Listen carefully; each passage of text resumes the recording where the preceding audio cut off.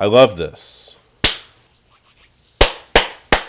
Now that I have your attention, grand existence. I'm Nicholas Jensen Denton with JD's Pharmacopoeia, and today I'm going to talk to you about Spagyric medicine, what makes it unique, how you can use it, how you should understand it so that you can incorporate it into your daily life, and what separates it from the other medicines out there in the world. I'm going to try to give you a quick rundown, but I'm also going to try to tell you everything I know all at once. And that often leads to me going over my time limits. So in respect to me and my tendencies, no limits this time, but I will try to be succinct. So let's go. Basically, I'm a Spagyric. That means I make Spagyric plant medicine.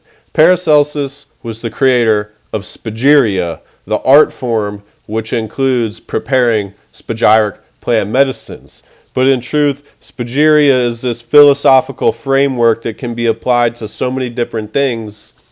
What I think the highest form of it is being able to differentiate between lies, delusion, illusion, non-truth from truth. It is separating the wheat from the chaff. It is knowing what is real from what is not real. And that is essential to Paracelsus, who was an alchemist, because it's really about like an applied spiritual practice that you can use to, well, in a modern sense of the word, or like in an old word, in a modern sense, gain enlightenment. In the traditional sense, achieve the alchemical marriage, which is the philosopher's stone within yourself, which is the collapsing of all the different polarities of your inner being into one harmonious unity that we can consider an unfathomable, unspeakable, holy essence, sometimes referred to as the Keter, also just known simply as God. It is the act of self-realization first, and then actualization. And so, in efforts of self-realization and self-actualizing, it was realized by the ancients and later by myself that what would be helpful in that journey is not just some guides along the way, but also some physical well-being. Because a lot can be said about focusing on your mental health, your spiritual health, your health, your inner being, when your physical world is taken care of, and your physical world includes your physical body. And so what this means is that Paracelsus was the first pharmacist to grace our world. They call him the father of pharmacology because when he created Spagyric medicine, when he created pharmacology, he did it with Spagyric medicine. And he kind of revolutionized plant medicines, especially alchemical plant medicines, by incorporating what he called the salt component of plants, of other minerals and organic life into the medicinal process.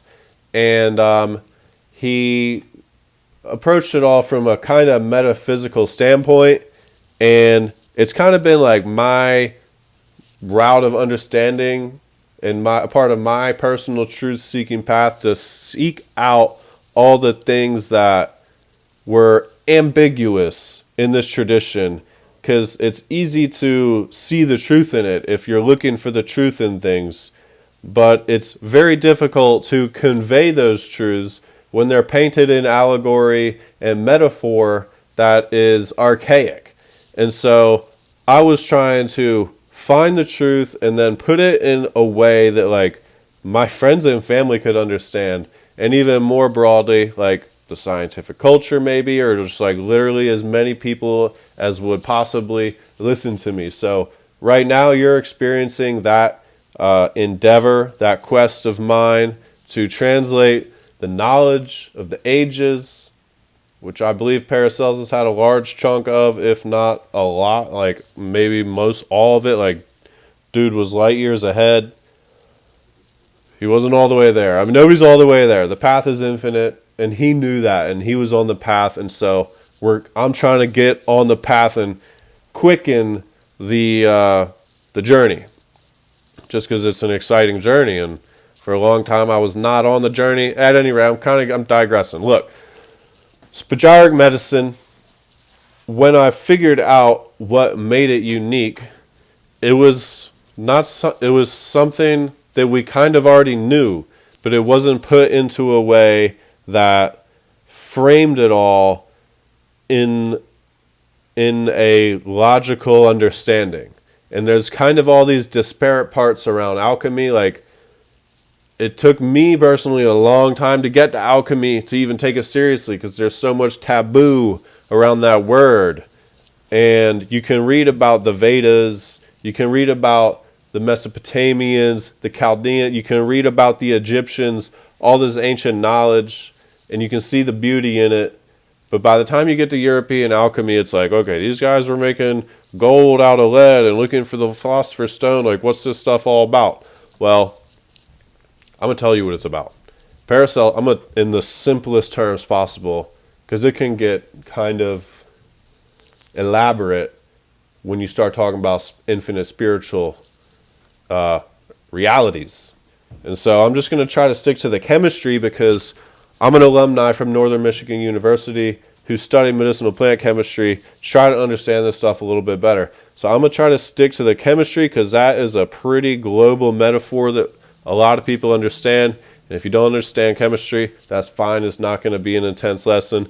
But you will understand the significance of Spagyric plant medicine and how it can benefit you physically and spiritually, and by the end of this dissertation. So basically, Paracelsus incorporated the salt component into medicine, which originally started out as the spirit and the soul. And the spirit and the soul, their physical counterparts for plants were, okay, so let me backtrack just a little bit. Basically, everything is made of a tripartite essence. And when we put this into the lab, it began like in Arabic alchemy as simply working with the spirit and the soul. And that's how plant medicine was made. It was the rarefication and the purification of the spiritual essence and the soul, the spirit and soul essences of things. And so Paracelsus is famous for incorporating the salt, which is also the body principle. So medicine, in a sense, became more holistic by the time Paracelsus was done with it. He incorporated the entire Trinity, which can be understood as a duality or as a biphasic system, but that's true too. But the chemically important things here is that when he incorporated the tripartite holism into plants, he did something so amazing that we really still haven't realized it today. And I'm trying to help people realize it. What it was is, in a word, nutrition. And so basically, if I can explain life and how it works, is that, the body is like, the whole reality is a hologram.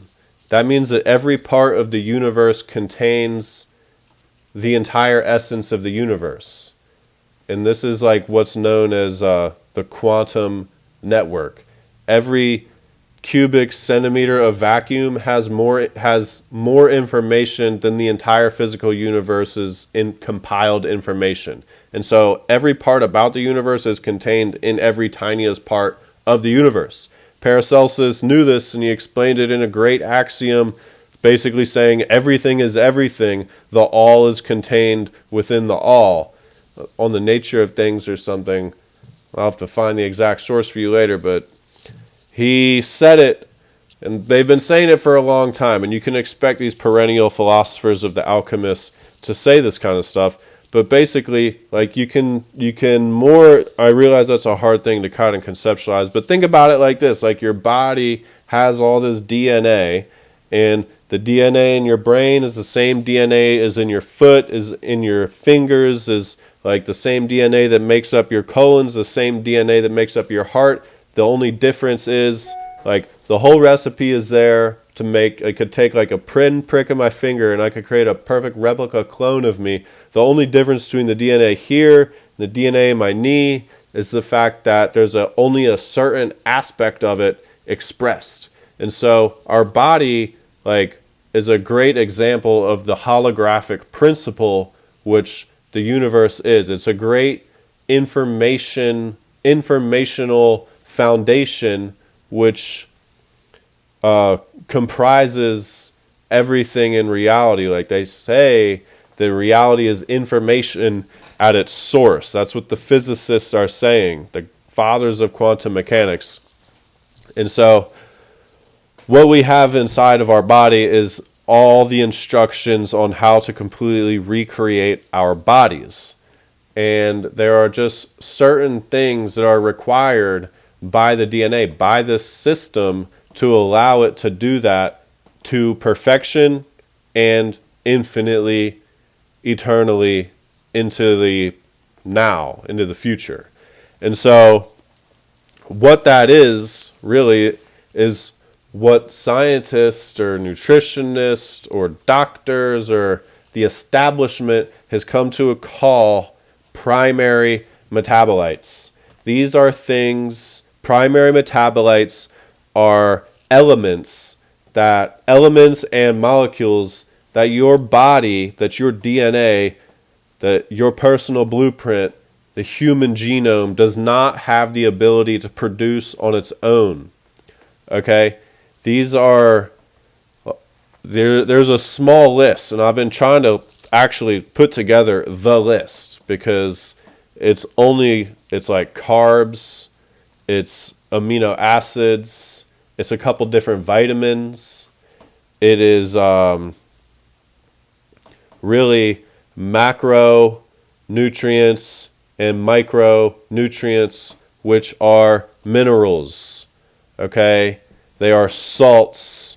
Minerals are salts that come out of the earth, which are essential to our function. We need to get them from the crust of the earth. They are our corporeal connection to the environment, is the mineral content within the earth, which we must incorporate and feed our DNA with in order for it to replicate and for us to grow and for us to restore our bodily systems. And that is what's called a primary metabolite. And so what your DNA does is take primary metabolites and converts them into specialized metabolites. These are your tissues, your muscles, your organs. These are serotonin, melatonin, DMT, everything that serves a functional purpose in your body, in your organism. Now, every living thing, everything that has a metabolism has this requirement. You can cut, there's a word, you split like everything in two. It's primary metabolites and secondary metabolites. Plants have them, nematodes, frogs, humans, everything that's alive, everything that uses energy has something that it takes out of the world, out of nature, and then has other things unique to it that it creates for itself. In alchemy, this is called the salt or the body, and then it is called the soul or the specialized metabolites, often called secondary as well. So if you hear me say secondary or specialized, I mean the same thing. They are what the soul is, what makes our bodies unique, and it's what makes you, really. And so the primary nutrients are things you must get from the environment. Specialized nutrients are things you make out of primary nutrients to live your life the way you want it, basically. To recreate your DNA, to express yourself, to maintain homeostasis, you need the correct ratios of primary nutrients. And there is a very, very famous chemist, biochemist, in fact, the man who popularized the use of vitamins like vitamin C and vitamin D. He's a physician. His name is Dr. Linus Pauling. I'm going to see if I can't find a picture of him. I know I got one of them on my site here. But Dr. Linus Pauling is a famous biochemist. He won the Nobel Prize 2 times, and he's famous as a chemist because he came up with this theory called orthomolecular therapy. Now, orthomolecular therapy means that you need the right, he said you can treat basically, okay, he said so much, I can't say it all at once and I want to. Gemini problems, hello fellow Geminians. Dr. Linus Pauling is pretty famous and perhaps infamous for saying that every disease is related to a nutritional deficiency. And so he said that, and he went on to say that you can treat every disease with nutrition through diet. He said everything from mental illness, like we're talking, the spooky things that we don't understand, the things would alter your conscience, like schizophrenia.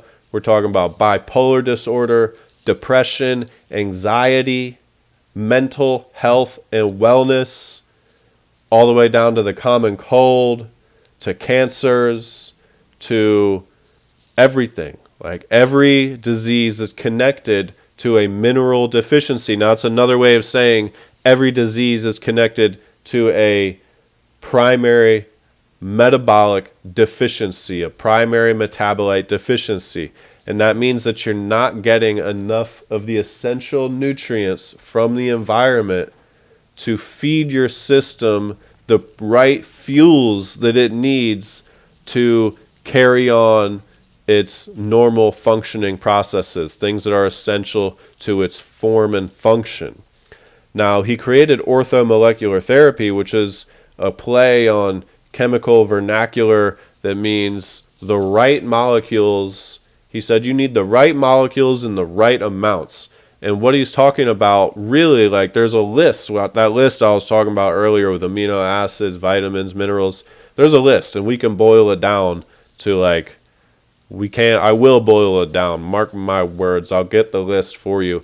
But the big thing on the list was the minerals. These are individual elements: iron, magnesium, potassium, manganese, gold, silver, iodine, fluoride, like mercury, all these things that your body uses in different quantities. Now, there are macro minerals and trace minerals. And there's a fly in here. Don't think just because they're trace they're not important. Actually, the trace ones are the most important because they're the things that just a little bit out of whack and you're going to be uncomfortable in your skin. You're not going to be able to sit right. You're going to feel like I've talked to a lot of people, and these nutritional deficiencies lead to wacky symptoms. And they lead further to even more debilitating health problems, and they contribute to other medical problems that make it difficult to ever even truly cure somebody.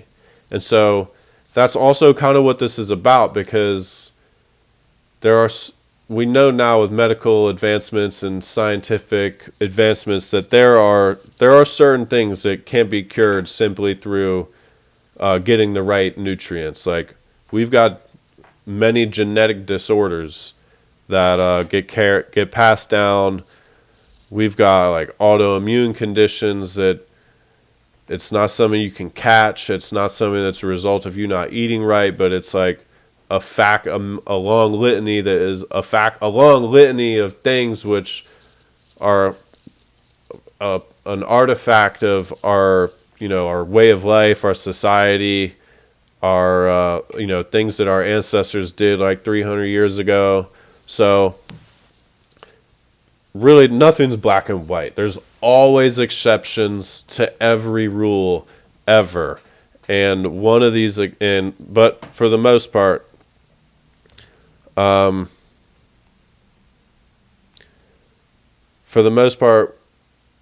kind of lost my train of thought, but I think what I'm trying to say, let me just slow down and, take a little breath. I might need to ohm for a minute and, cast a circle and organize my thoughts with a pentagrammatic visualization, because this is important information. I don't want to zoom through it too quick, so ohm with me real quick.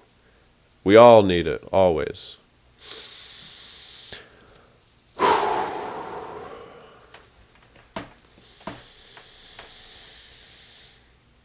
Take a breath, breathe, let the systems breathe, cool down,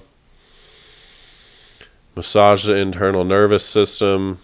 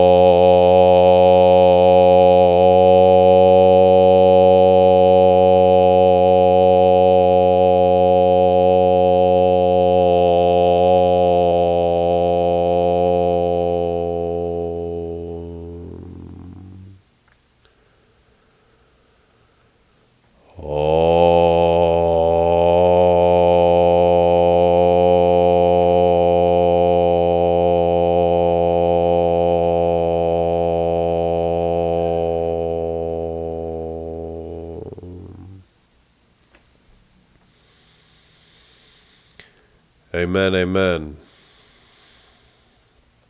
So, I'd like to get to the source of the matter.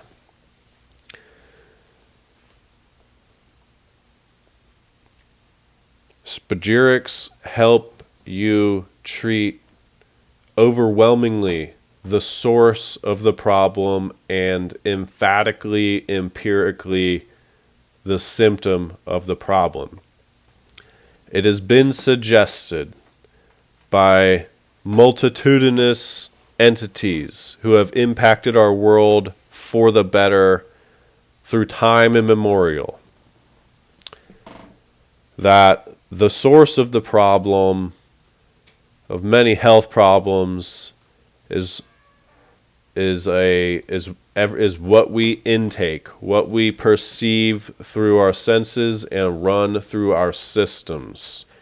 Now, Pauling suggested that your essential mineral intake must be in the right ratios, and by throwing off this ratio, by throwing it out of whack, you get thrown out of whack. Your health gets thrown out of whack. And so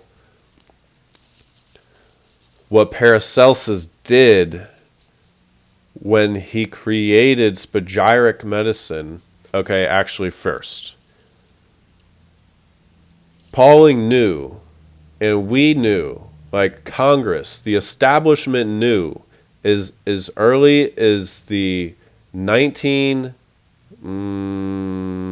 let's see, I've got the exact date here. 1936, Congress knew.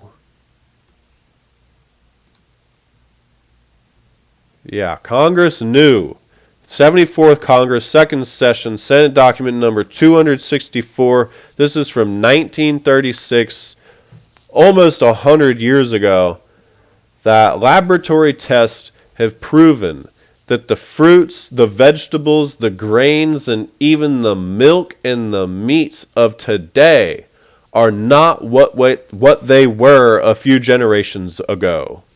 No man today can eat enough fruits and vegetables or meats to supply his stomach with the mineral salts he requires for perfect health. This is because, think about it, your stomach doesn't have a big enough capacity to hold the amount of fruits and vegetables required to supply you for your stomach to extract the essential primary metabolites from them.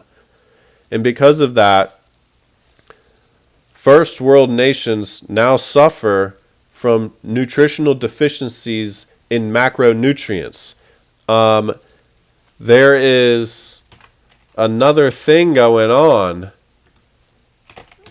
Like, I did some research, and 97% of the population is deficient in the macronutrient potassium, which doesn't make any sense because potassium is the number one most abundant element, most abundant mineral, most abundant salt in the Earth's crust, in every plant on land at the very least. In water it gets a little different, but in the sea it gets a little different. But the number one most abundant nutrient on the earth is potassium. And so the farmland, the arable farmland that we are developing and growing our sustenance on, has become deficient in the number one and supposedly it's the most used element in our bodies and the most abundant in the earth. At least it's supposed to be. But 97% of people on that standard American diet, the SAD, are deficient in it. Now, I got sources at the bottom of this research paper, and I'm about to go through the data here with you. But basically, potassium, I got it in here. 97% of the population is deficient in it, and this leads to all sorts of problems. Most importantly, heart problems. Like, it contributes significantly to myocardial infarction, which is not a good thing. Like, there's something wrong with my screen. I hope it's not bothering y'all. I don't know what's going on. I'll make that a little smaller. Bear with me through these technical. There we are. Here we are. Oh. So, how is it that our farmland has become so desolate that we lack the number one most abundant, most essential macronutrient to all living life on the planet? I, for one, think there's something going on with the food suppliers, because you know what the Nazis did, you know what a lot of tyrannical organizations did, is they found out that malnutrition is a really good way of sedating a population and keeping them from critically thinking, keeping them docile and unquestioning. So I don't know what's going on with I don't even know these entities' names, and I dare not speak them, but the food supply chain in America, in the Western world, because we've become a family. We are a family. We've become a world, a nation. First world nations have become poorly fed. Third world nations have become underfed. And the opulent minority are living lavish lifestyles in the face of the majority of mankind. And it's not because we can't make good food. It's because there are tyrannical, financially motivated, perhaps Luciferian-inspired entities which control the food chains, which control the government, which control a bunch of stuff which we simply aren't aware of and we don't take into consideration when we go into the grocery industrial complex and pick out foods for our convenience sake. And so that becomes a problem because we're all living at a suboptimal state of life, a lower quality of life, a baseline which is below the threshold of what it truly means to be human, when we can be living in a more grand existence, a more true expression, a more life, a higher quality of life, a more grand existence of who and what we truly are. Like, that's the bottom line. We're living like suboptimally, and I want to live at the least optimally. I don't know about you. And so figuring out like what's going on with our food systems has been really important to me, because the supply chains are weakening our genetic chains, and that's a solution that needs to be fixed. And so Pauling noted this, and in a sense I said he was infamous because he got discredited towards the end of his life. Like, he said that we can cure all this stuff with vitamins and minerals, with carbs. We can cure a lot of things that's wrong with our world and our society if we just feed ourselves correctly. And again, this man popularized vitamin C, and he won 2 Nobel Prizes. And you know what my teachers at, Department of Chemistry said, because, they're really establishment-minded folks over there at the universities. Everybody kind of, I've noticed, has this idea that Pauling fell off the bandwagon. Like, he started saying things that were just a little too outlandish. A lot of people think that he just, took a bad plant medicine or a bad vitamin and it turned him a little loopy towards the end of his life. I think that's a poor, perception for somebody who just lacks the ability to, I don't know, is empathy the right word? Lacks the ability to, look outside of their comfort zone basically and shirk off uncomfortable notions by just simply saying that somebody is stupid or conspiracy theorist or crazy, loony, or whatever you're going to call him. Like, people stop listening to him eventually for God knows what reason. I highly recommend you read his book, How to Live Longer and Feel Better, if you want to understand a more scientific approach, a more scientifically founded. Science can be good, but scientists are kind of idiots, depending on which ones you're talking to, in my humble opinion. But what I'm really trying to say is that Pauling figured out a major key, and he figured out a lot of keys. Like, one of his Nobel Prizes was developing this new theory of atomic bonding called electronegativity and quantizing it out. That's like what made him famous in the first place. I just think that's cool to say. Like, as a chemist, I got to give him due credit to that as well, because he gave us a much more explanatory model of chemical bonding, which has done a lot for like a practical sense of working with materiality. And that was an incredible thing. But beyond that, once he started to get into like more holistic perspectives of the world, he kind of got shunned from the scientific community. He started talking about things you can't quantize and made everybody uncomfortable, and so they distanced themselves, as happens when people who start proclaiming the truth do.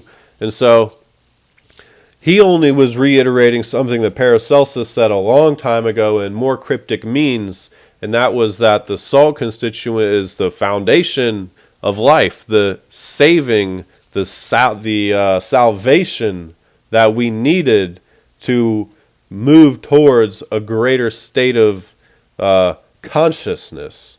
And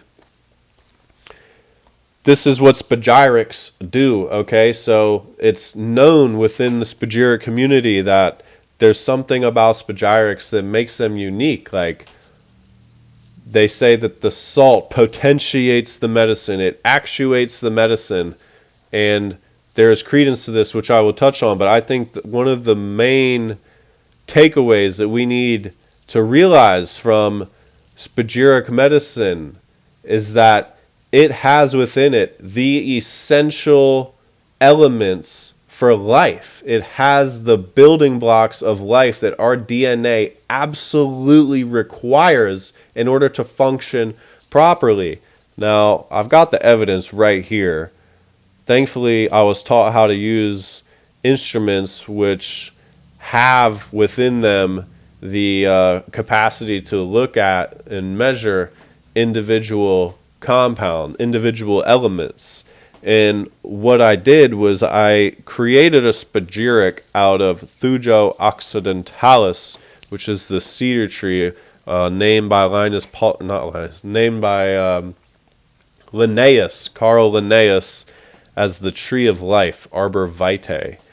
And the Spagyric process is not dissimilar from your conventional tincturing methodologies, which include water or alcohol to remove the soul or the specialized metabolites, which we're going to get into in just a second. It's not dissimilar from that. You make a tea out of something, you're performing an extraction.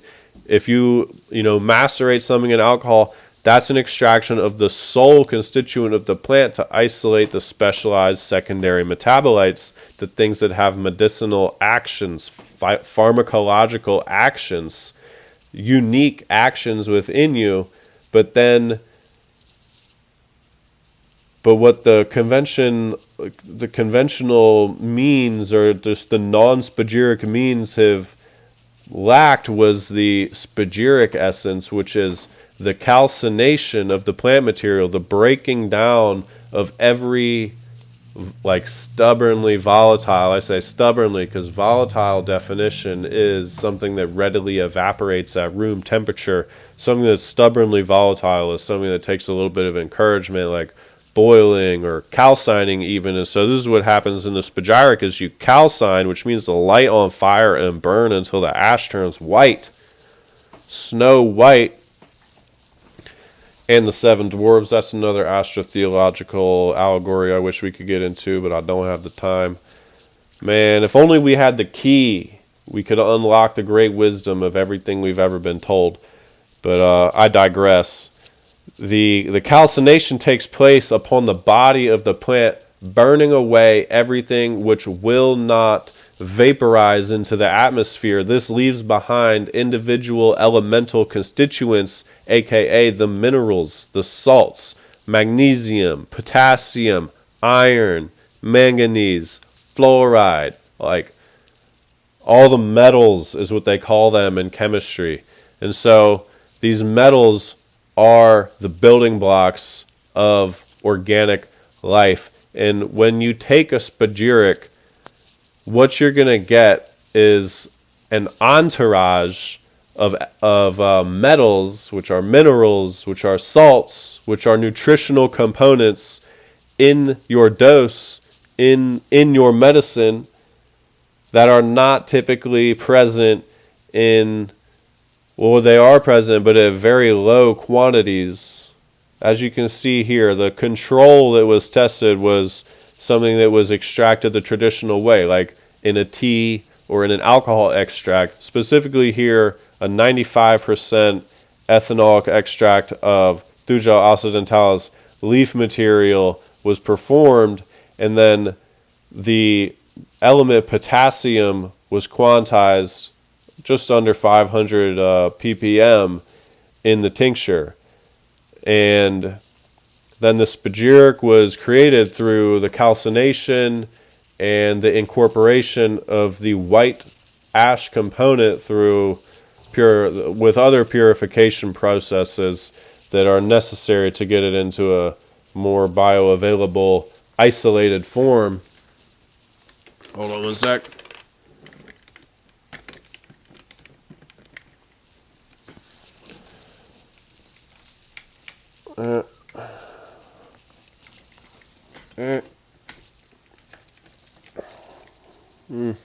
Hopefully that's not crooked for you. And so the spagyric holds what? What did I say down here? Here we've got the actual numbers. So that's through Joule quantities. So I don't know. We're gonna say that's like another 100. That's like 200, 300, 400, 450 times the amount of essential nutrients are contained within a spagyric as they are contained within standard tinctures, standard extracts. And so unless you are taking, the key note here is that unless you are taking a spagyric extract, you are not getting the essential minerals that are actually required for the foundational health and metabolism that keeps you alive, healthy, happy, and thriving. Okay? So that brings me to my next point. So really, what they say, like it's known in the alternative medicine community, that like alternative medicine treats the symptom and the source, and that Western medicine only is treating the symptom. And like we've got all these symptomatic treatments, and instead of treating the source, you know, the pharmaceutical industry will sell you medicines that treat your symptoms indefinitely because they don't want to treat the source. Because if they treat the source, then they're not going to be able to have you as a customer anymore. They're not going to be able to make billions of dollars a second off you anymore. And so they just treat the symptom, right? And they say in the alternative medicine, well, we treat the source. And I've always wondered, like, how are you treating the source? Like, explain it. How are plants really different? And I haven't been able to find anywhere where they're really different, because what plants do, what makes them so great is they all carry different specialized actions, which have novel pharmacological activities in the body. Like Artemisia annua, wormwood, or has artemisinin in it. It's a profound anti-malarial agent. It's saved millions of lives because of its robust capacity to kill the malaria virus. It's an antiviral agent. You've got something like turmeric, which has curcumin in it, which is one of, if not the most powerful naturally found non-steroidal anti-inflammation device that society knows of. And so there are different actions. There are different compounds, which every plant's making a unique set of compounds. Cannabis, for example, THC, it does what it does. There's no explanation needed there. So these are all these specialized actions that plants have, they treat the symptom, okay? And every traditional medicine, every plant medicine will treat the symptom. But how do you truly treat the source? A lot of Western pharmacists or a lot of Western doctors will argue, like, and they're right to a certain degree, that the source is your way of life. It's all the things you consume. It's what you fill your consciousness with, and your body is a part of your consciousness. But how do you actually pinpoint the source of the problem? Well, the source of the problem, according to many, is that ratio, that delicate balance within your body that is the essential building blocks of your life that's found dispersed throughout the Earth's crust. And how are you going to get those? How are you going to treat that source? How are you going to correct those ratios if you're taking medicines which don't really have an abundance of those elements. Well, if it ain't spagyric, then it's going to be a lot harder to get these macros and these trace elements in you, which are going to keep you in homeostasis. They're going to keep you happy. They're going to keep you healthy. They're going to keep you metabolically sound. And I know it's like we need like plant medicine to be alternative medicine in this sense, in a spagyric sense, and just life in general, because how you eat is the first form of your medicine. Everything that you consume is your life. And so you need to consume things with a little bit of precognition as to how you want yourself to feel. I've always summed it up in the axiom, you are what you eat. Well, that means you eat dead things, you become more dead. You eat living things, you eat live things, you become more live. And so vegetables, grains, rice, the more life force it has in it, the closer it is to being literally alive. Don't take this the wrong way, cannibals, but the closer it is to being alive,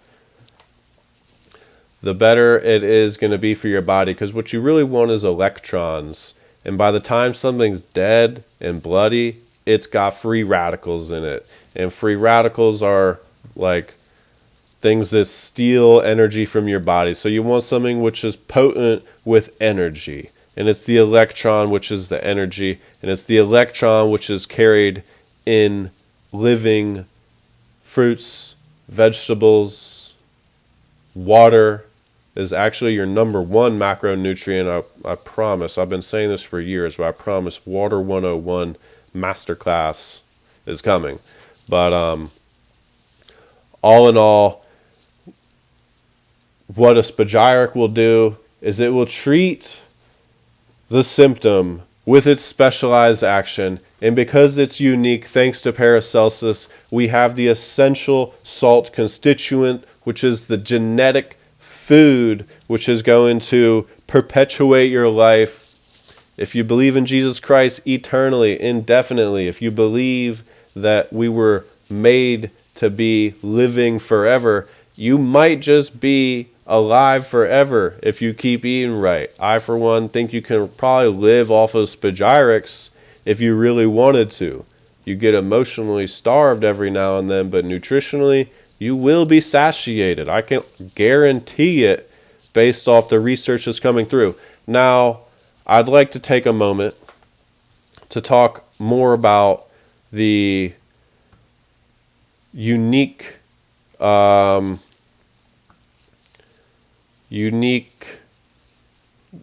reactions that occur in spagyric medicine. So with a spagyric, what you're doing with the plant is adding a salt to all these different specialized phyto plant-based compounds, which, everything affects everything, is connected to everything. You make one change here, you're going to make changes over here, whether you're aware of it or not. And what happens in spagyric medicine when you combine this salt with this alcohol and usually oily based solution is that you get some intra-tincture, intra-solution reactions which occur. And in the case of Thujo occidentalis, the cedar tree of life, the principal specialized constituent is thujone, which is a monoterpenoid ketone, which is responsible for the visual hallucinations found in absinthe. It is an agonist of the GABA receptors, and so ethanol being an antagonist of GABA receptors, you have this entourage effect within your receptor system, which causes some novel feelings, we could say, that leads to the deliriating and perhaps hallucinatory qualities of absinthe, but thujone is, got a lot. It's a characteristic medicine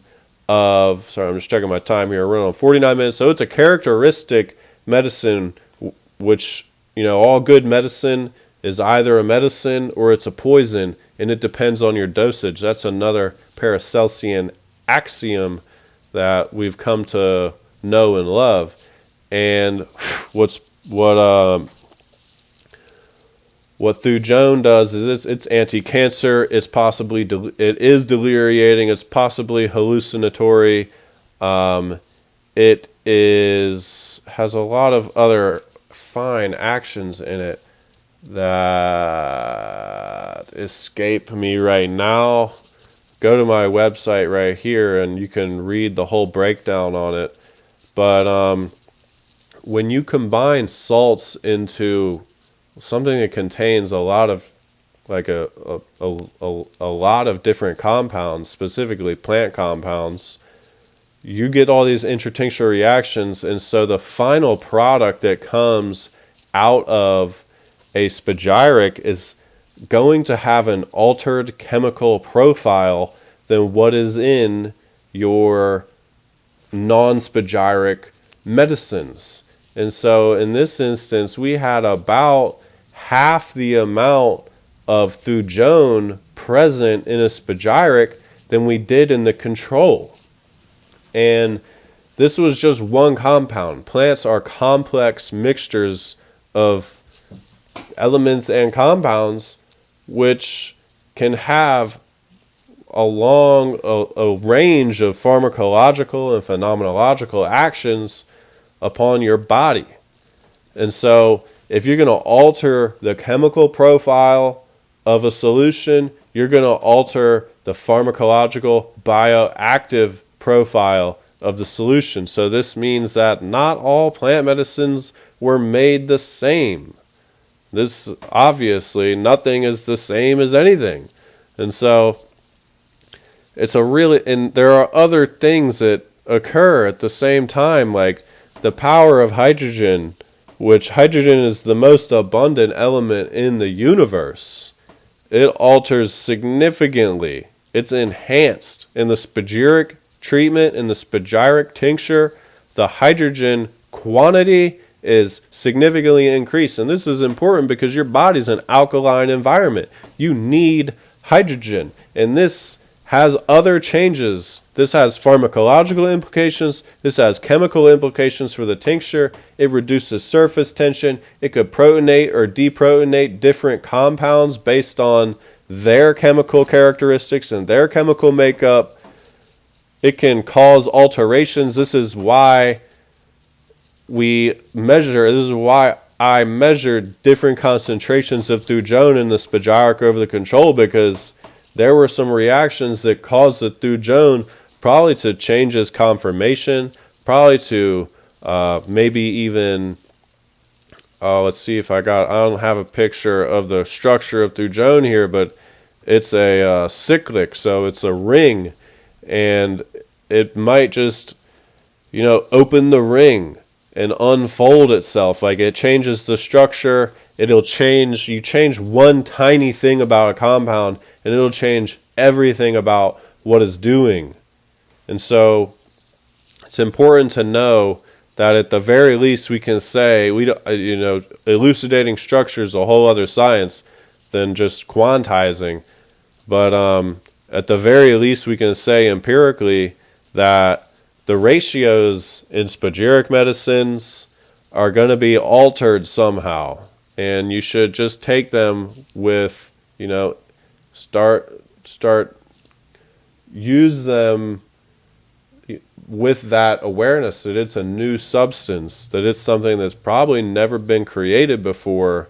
And because of the fact that every plant is truly different and every chemical profile is truly different, you might get a slightly different experience every time. But in the alchemical perception, like, this is really just a reflection of the plant medicine, the plant intelligence expressing itself in a way that is unique to that situation, that environment, that context, which is dependent upon you. Like, your presence in an environment changes how plants, all the compounds that they're giving off. It changes everything about everything. Like, if a person is in the, like, does a tree fall in the woods? Does it make a sound if nobody's around to hear it? Or what? Like, are plants producing defensive compounds? Are plants producing specialized metabolites if you're not around to perceive them? Well, your presence changes everything. It changes everything about everything. And so there's this idea within medicine. There's things that people have experienced. That really everything's happening for a reason. There's no such thing as uncertainty. There is everything happening according to a plan. And I, for one, believe that these plants are communicating to us in through many different mechanisms, like not just through their chemicals, but through this hyper-dimensional presence which manifests itself in the information network of reality. And so it's going to show up in the chemical scan. It's going to show up in conversations with random people. It's going to show up in commercials that you hear on the radio. It's going to, like, be in your favorite cocktail that you never heard, that you never realized. Like, you just gotta, it broadens. These plants are attempting to broaden our minds.